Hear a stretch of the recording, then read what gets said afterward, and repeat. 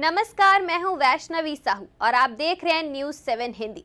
दुनिया में अलग अलग धर्म, अलग अलग जाति के लोग रहते हैं और इनके तरीके भी अलग अलग हैं। चाहे वो जिंदा रहते हुए वाली रस्में हो या मरने के बाद की रस्में हो, सभी अपने धर्म और जाति के अनुसार रस्मों को अपनाते और निभाते हैं। हर धर्म में अंतिम संस्कार की अलग अलग परंपरा है। कुछ शव को जलाते हैं, कुछ दफनाते हैं तो कहीं नदी में प्रवाहित करते हैं।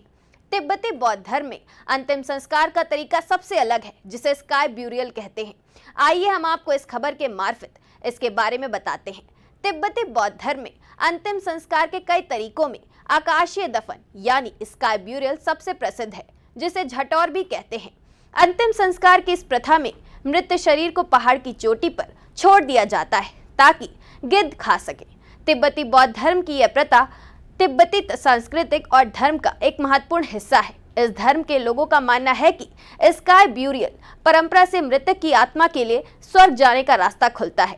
यह परंपरा शव को आकाश में विलीन करने और आत्मा के पुनर्जन्म की यात्रा की शुरुआत का प्रतीक है। तिब्बती बौद्ध धर्म में मृत्यु को आत्मा के पुनर्जन्म की यात्रा की शुरुआत माना जाता है और शरीर को एक खाली बर्तन। वे मानते हैं कि आत्मा शरीर छोड़ने के बाद पुनर्जन्म की प्रक्रिया में आगे बढ़ जाती है। स्काई ब्यूरियल में गिद्धों को शरीर अर्पित करना करुणा का अंतिम कार्य माना जाता है।